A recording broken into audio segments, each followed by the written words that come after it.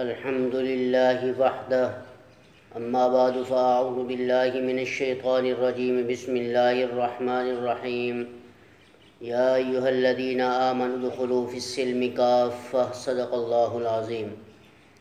میرے عزیز دوستو، اللہ رب العزت ارشاد فرما رہے ہیں کہ اے ایمان والو، اسلام میں پورے داخل ہو جاؤ جیسا کہ اسلام میں داخل ہونے کا حق ہے۔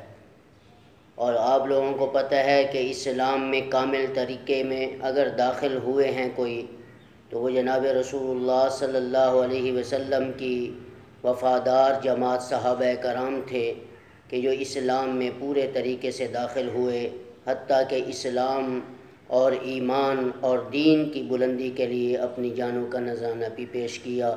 جو اللہ نے کہا مان کر دکھایا، جو اللہ کے رسول نے فرمایا مان کر دکھایا۔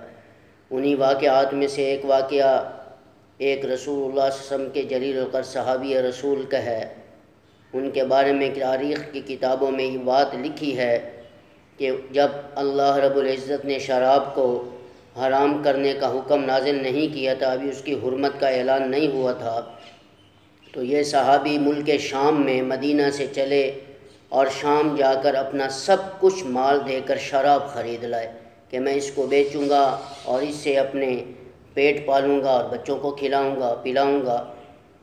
تو جب وہ سارا مال دے کر ملک شام سے وہ شراب خرید لائے، تو جب مدینہ المنورہ میں اپنا قدم رکھا تو پتہ چلا کہ اللہ نے شراب کو حرام کر دیا۔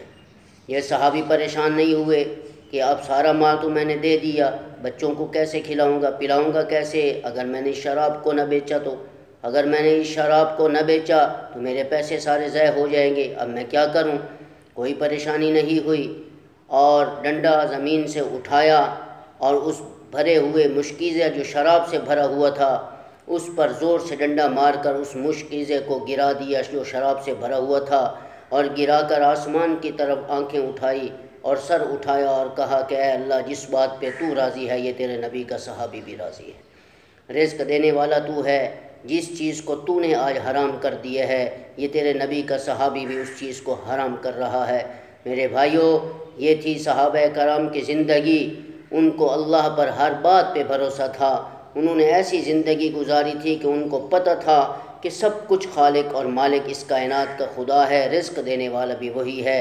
چنانچہ جب اس صحابی رسول نے اطاعت خداوندی میں جب یہ اپنا کمال دکھایا تو کچھ عرصے کے بعد رسول اللہ علیہ وسلم کے پاس تشریف لائے، فرمایا اللہ کے رسول، میرے پاس دولت ہی اتنی ہے کہ مجھے بتاؤ میں کہاں خرچ کروں۔ تو میرے بھائیوں، دنیا متاع الغرور ہے، یہ مچھر کا پر ہے، یہ بیت العنکبوت ہے۔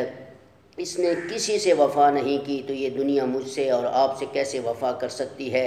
اس سے تعلق چھوڑنا ہمارا کام ہے، دنیا خود بخود ذلیل ہو کر ہمارے قدموں میں آئے گی۔ السلام علیکم ورحمۃ اللہ وبرکاتہ۔